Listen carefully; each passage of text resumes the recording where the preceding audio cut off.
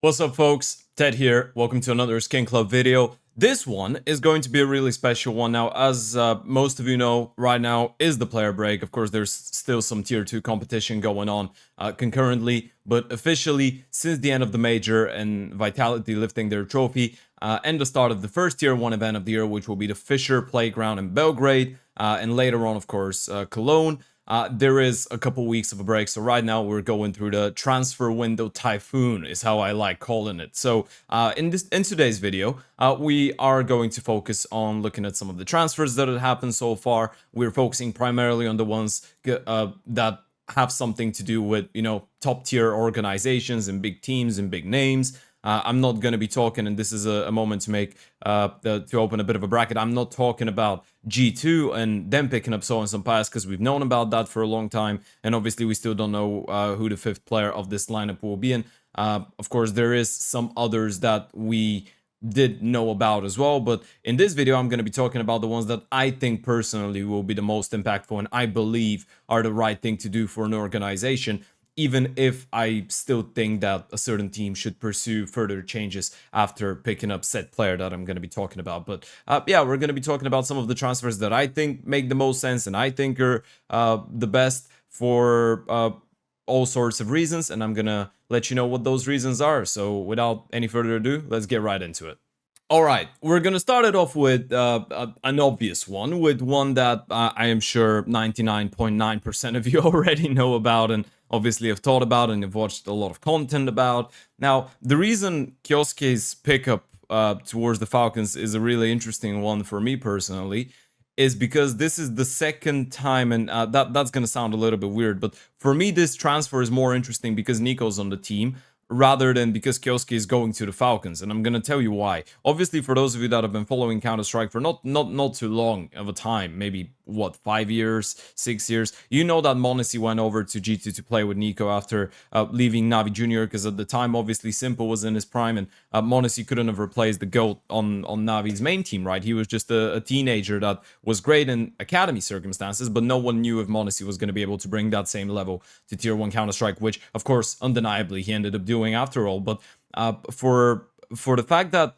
he did go to G2 and become that top tier player that he is right now, I actually think Nico's got a lot to do with it, and that's why I love this transfer, because for me, there is something about Nico joining a team, especially a couple years ago when he would join a team, if there is an in-game leader who's a little bit more, let's say, not as vocal and maybe not as successful, or even with successful guys. I mean, Nico was the guy that used to be able to even oppress Karrigan at times on FaZe Clan, if you will.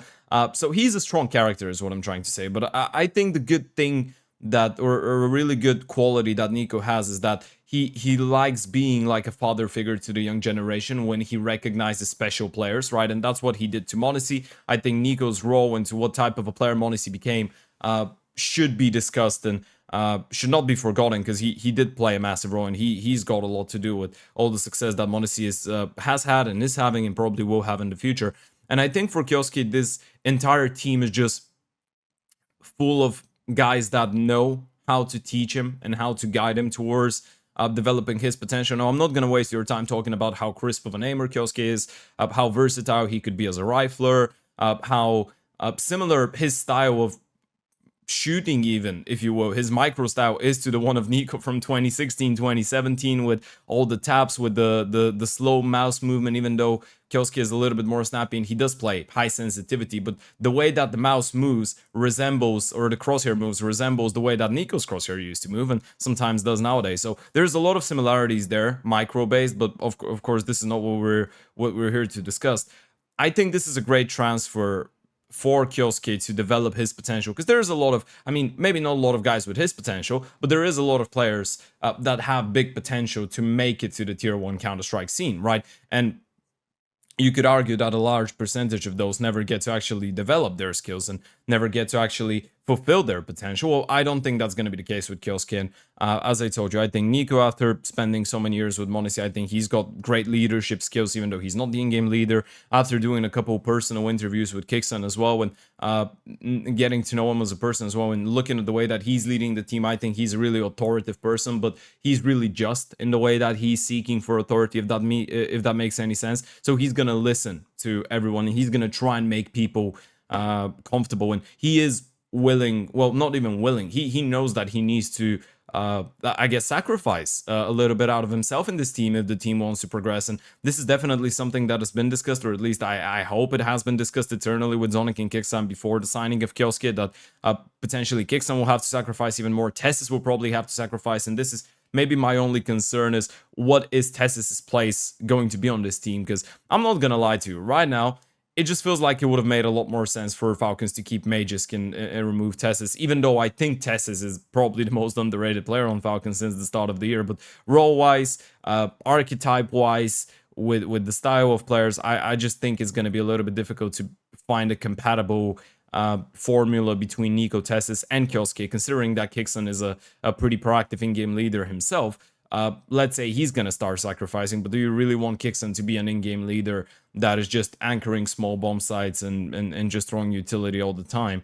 You probably don't want to do that. I don't know. That's going to be the weird dynamic of the team, but regardless of it, if we're talking about characters, m0NESY has already walked the road that Kyosuke is walking, so he's definitely going to give him some good advice. As we know, a big part of Kyosuke's decision to avoid going to Spirit and actually prefer the Falcons is the presence of Nico and m0NESY, and this is the big reason. They have a good correlation. Nico's already helped a young Russian teenager progress and become a tier 1 talent, and on the other hand, m0NESY himself has walked that path, so he's going to be able to guide Kyosuke a little bit easier, and he's a younger guy, so potentially from the same country, so potentially it's going to be a little bit easier to find a common language and help Kyosuke get involved with things. And if that wasn't enough, you have one of the most legendary coaches in the history of the game in Sonic. So yeah, I think that Kyosuke pickup is definitely a 10 out of 10. Again, we're not saying anything that is overly new right now.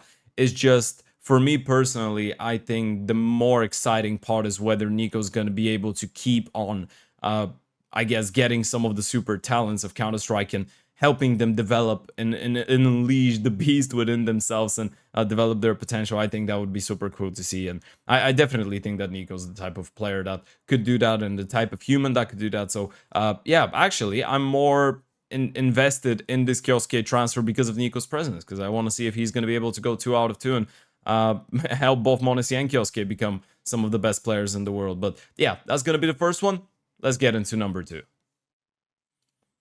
All right, so the second transfer is one that, again, and that is why it was a little bit weird for me to explain to why I picked this one, because technically we knew about Chewy before the start of the major as well, that he's going to be sticking to Liquid, and that's the same case with G2, right? But for whatever reason, I just think this is a little bit more important for me personally, and there will be other pieces of content regarding that G2 lineup coming out from me in the near future as well. So we're going to give them their time. But the reason I want to talk about Shui, and obviously this is not the 5-man roster, probably not even the coach that's going to be on Liquid for the next season. We already know that NaVi is probably going out. Things are uncertain around Ultimate, around Demar's the Rover. So it's a little bit weird to speak about this team, considering we don't really know what the pieces that they're going to be going into next year are going to be like.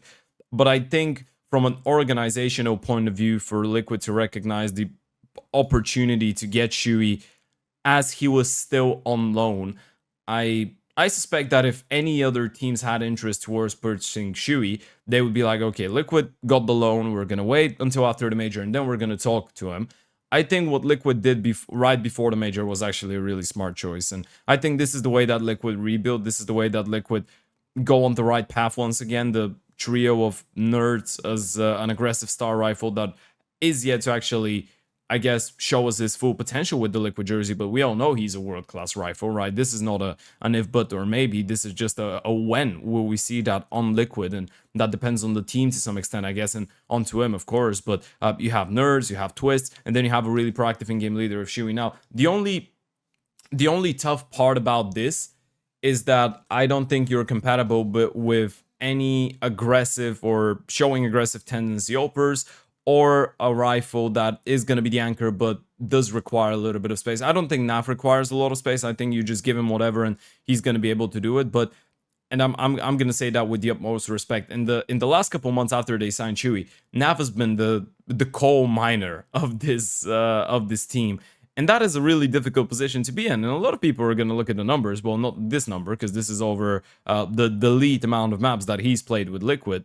But a lot of people are going to look at the numbers for NaV in the last couple months and say he's been a really bad player. And I don't think so. I mean, I think he's been playing badly. Sure, is he a bad player? Hell no.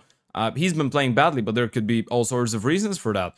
The team just gets another in-game leader.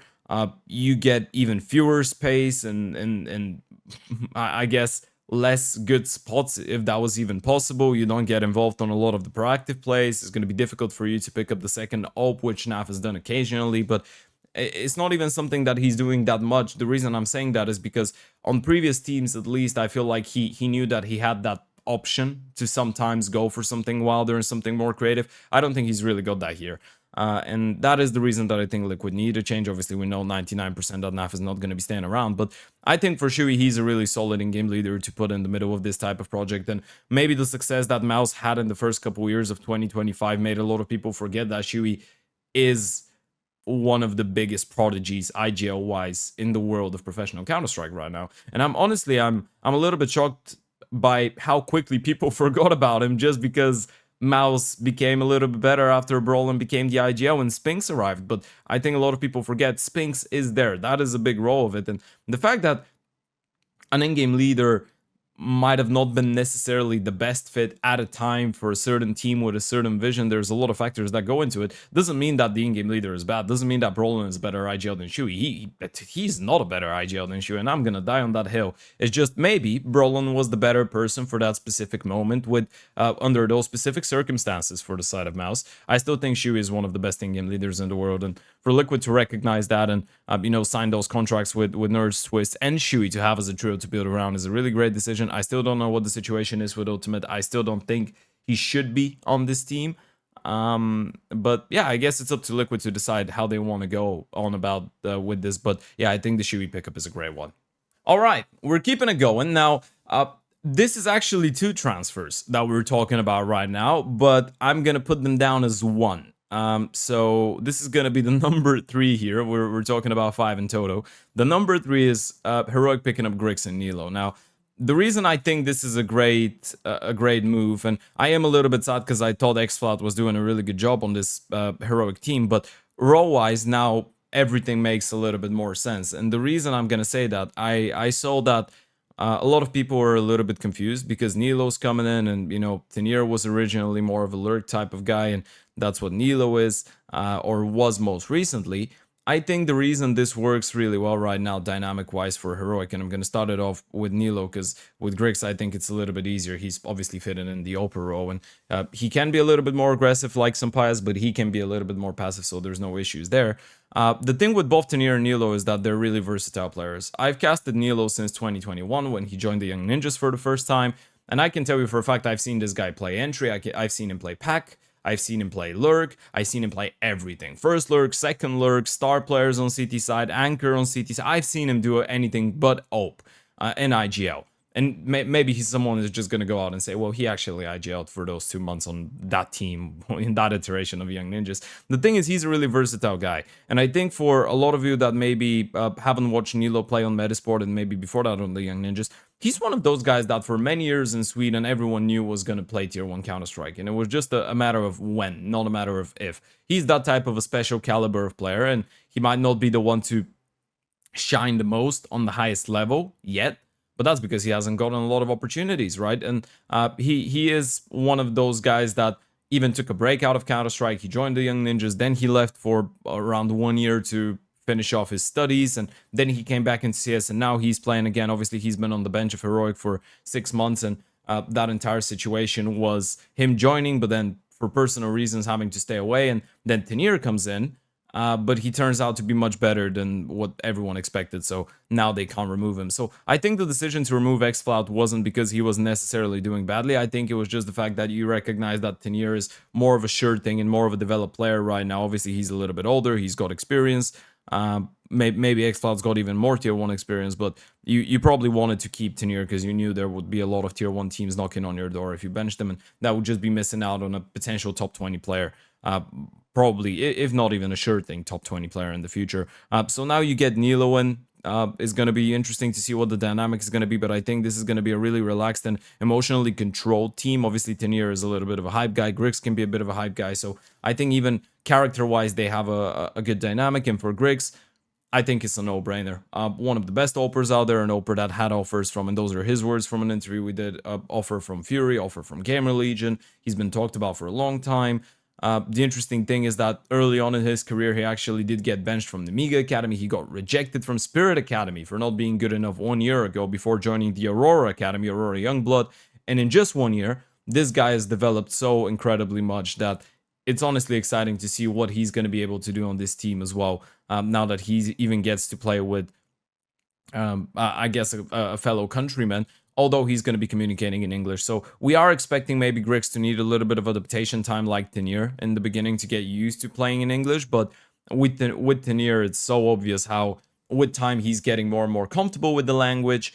And the moment that the language barrier is not even there as much, he's slowly starting to get shifted and transition and put into some more active roles, some rotation roles on CT side, some active positions where he can be one of the voices of the team and he can be one of the main stars of the team. And this is all the language starting to, get a little bit more natural, I guess. And for him to start feeling like he can be the player that he was on Gun 5 before, and that probably he never knew he could be even to some extent on this level. But yeah, I think it's really exciting if Tenier transitions into being a hyper-aggressive player, then Nilo can be the lurk. If Tenier doesn't want to do that, then Nilo can enter. It's just, you have two incredibly versatile, world-class prospects, I think, in Tenier and Nilo. So I don't really think there's a lot of things that could go wrong with them two necessarily. And I think Heroic in general has just built up a really good dynamic, especially with Tobis, who's got a lot of experience playing with or coaching young players from different backgrounds, considering that obviously he was the coach for Mouse NXT for a couple years. So I think this is how I like picturing it is like if Counter-Strike teams were Pokemons, an Academy team is the first form, this Heroic lineup is the second form, and the third form is a top 5 or a top 10 team. I don't know if they're going to be top 10 straight away, but I think they're really exciting, and I think everyone on this team has got great potential to be a tier 1 player, and I'd say Tenier is already a tier 1 player. For the rest, we are still waiting it out, but I think Heroic is going to be able to excite a lot of us throughout this season. So yeah, that's for the number 3. Let's get into number 4. All right, we're keeping this one a little bit nicer and shorter now because we are aiming to not, I guess, yap too much about this, because those are all really good topics that we can use for articles as well and go a little bit in depth. But the fourth transfer that I think is going to work, and this is really messed up because I actually hate this. The reason I hate this is because I think Virtus.pro screwed Flamos big time. When you sign an aggressive and unexperienced rifle to play with such strong and big voices, and you just change his positions 3 times for a season, and it's obvious that things are not going well on the team, but he feels like he can't get comfortable and can't play his type of Counter-Strike. It's just, you feel like he's screwed up. And the reason I'm saying this is a little bit messed up, when you know you're bringing in Flamus as an aggressive and proactive rifle, an X-Factor guy at the start of the season trying to run away from James' identity, so to speak, and then in the end of the season, you bench the same guy that you brought in for his aggressiveness and assertiveness and creativeness for Perfecto, then you know there's something fundamentally wrong with Virtus.pro that was going on a couple months ago. Now, the same time, I hate it because of the Flamasango, but I like it because I still rate Perfecto really highly. And I think now this team makes a whole lot more sense. You're getting a guy that could be a proactive anchor, but he could be the most passive guy in the world. He could sacrifice everything for this team. He can even second ult, which I didn't know was possible, but I've seen that happen on Cloud9. But the thing is, I feel like with Virtus.pro, and there was obviously a really weird dynamic with Flit and Fame potentially leaving for Parivision. I think the arrival of Perfecto was probably what helped the team stay together, and I think this is the last I guess, attempt of Virtus.pro to find the glue to keep the pieces of the puzzle together, if that makes any sense. I think Flit and Fame maybe were considering going over to Power Vision, but now that they knew Perfecto was coming in, there was someone that could get all the bad spots, someone that could sacrifice, and he's a major winner. He was part of that NaVi team in 2021 that lifted the trophy in Stockholm. He's an ex-teammate of Electronic, so probably a good second voice and another authoritative person on the team that, you know, is not going to get all the anger from Electronic, I guess, or at least knows how to manage it. So I honestly think that Virtus.pro now can muster up something good. And in terms of Perfecto's individual form, I think he's going to be all right. I believe that he's that type of a really high quality rifle that you don't really find all too often. I think his in-game IQ is really high. So yeah, sure, maybe individually he's going to need a little bit of time to get sharp, but he has been playing the game a lot. I mean, we're not even looking at those officials that they've been playing with some Russian mixes, with Roller Coaster, with Egoisto, but he's been playing a lot of Faceit, he's been grinding a lot of DM, and he's only 25 still. He's not a 35-year-old trying to come out of 6 months of inactivity. He's 25, he's a major winner. He is a really high-level rifle, when I honestly believe that he's going to bring in a lot of calmness, a lot of maybe freshness, even in a way, to that Virtus.pro lineup. So yeah, I think this is a good move, and I honestly believe that VP is going to be a little bit more solid with Perfecto initially. I don't know how things are going to work long term, because when you usually have two players that were borderline leaving the team, and we all thought that the IGL of Electronic was going to get removed, and probably that's what he thought. Energy and the atmosphere on the team is probably not going to be perfect the moment that VP started losing with this lineup. So there's a lot of ways that this could go horribly wrong, but I also see an angle for this to work, at least stylistically, a little bit better than the previous Virtus.pro. And for the final piece of the puzzle, we're talking about Makazi on NaVi. Now, the reason I'm loving this is because man's a beast. There's no two ways about it. He came in from KS, which is a Kosovian team. I did watch him before there. I've watched him on Faceit before he joined NaVi Junior. I don't think he was that good. I don't think he was that good as he was on NaVi Junior, but for those of you that have been watching Tier 2 Counter-Strike, Tier 3 Counter-Strike as well, especially so far in 2025, NaVi Junior has been the best academy team to probably ever exist. They are, I think, the first academy team to ever make it into the top 30, and they were quite close to qualifying for some big events now. He's still listed as a substitute, but all of us have seen the rumors. He's definitely not going to be kept on the bench. We're probably just waiting for some news, and just for some clarity purposes, I am recording this video on the 2nd of July. So there is a chance that by the time you're watching this, if you're watching in a couple of days, maybe we already know who's going to get removed. Rumors say JL, Ime, maybe even more changes on the team. The reason I like this pickup from Makazi is I think there is a strong chance that he's maybe not ready for this level of play, because obviously you're going to have to sacrifice a little bit more, and not the entire team is going to be playing for you and giving you all the space when you're on the main team. And that was probably something that was happening on NaVi Junior, considering that, you know, he's a countryman as well with the IGO of Krebeni, and they were the two aggressive guys. They were doing whatever they wanted, playing with a lot of momentum. Now you're playing with Blade and with Alexi, you're going to have to compromise a little bit more, and you're going to have to learn to play structured Counter-Strike, which I'm not saying they weren't trying to do in NaVi Junior, but it was a lot more individually based and chaotic. He's not going to be able to just run around and shoot people in Tier 1 unless he's like Donk, you know, and even he's not able to do it all the time. So, yeah, I'm not sure how this is going to work out. I like it because I think Makazi is that type of a really sharp special player that could stay in Tier 1 for a long time. But I am still feeling a little bit iffy around it. That's why I'm leaving it as the last place, because I think he's phenomenal in Tier 2 and he can annihilate everyone. But I think there is an opportunity for, well, not an opportunity, but a chance for him to go through some growing pains, so to speak. At the start of his tenure on NaVi, I think he might need a little bit of time to adapt and learn how to play a little bit more structured Counter-Strike, unless NaVi believe in him as much as to just bring him over and build the game around him and set him up in the way that he was set up in NaVi Junior. Then things could work out, but that's not really how things work in Tier 1, I guess, unless you're Donk, right, on Spirit. And even then, I mean, yeah, sure. That's how things work if you are Donk, come to think of it. But yeah, that's going to be an interesting one. Makazi's been growing rapidly as a player. He's been individually one of the best in Tier 2 so far this year. And I think he is in to strengthen up Navi's team, considering, of course, they get good players around him as the other changes. Because As of right now, it kind of feels like Bit and Alexi and Blade are the only ones that have their spot on the team as a guarantee, and for the rest, it doesn't feel like it's a sure thing. So we don't really know what lineup NaVi's going to be going into the next season with, but we know Makazi is going to be part of it, and we know that he's a cracked individual player, and we know it's going to be exciting to watch him. And yeah, that's going to be about it for this video. Shout out to SkinClub, of course, for doing all that content and stimulating all of us, me, other broadcast talents and content creators to do that cool and awesome content for you. Make sure to go and check them out. And of course, if you're watching this on the YouTube channel of SkinClub, leave a like, subscribe, and whatever. And yeah, we'll see you in the next one. Bye-bye.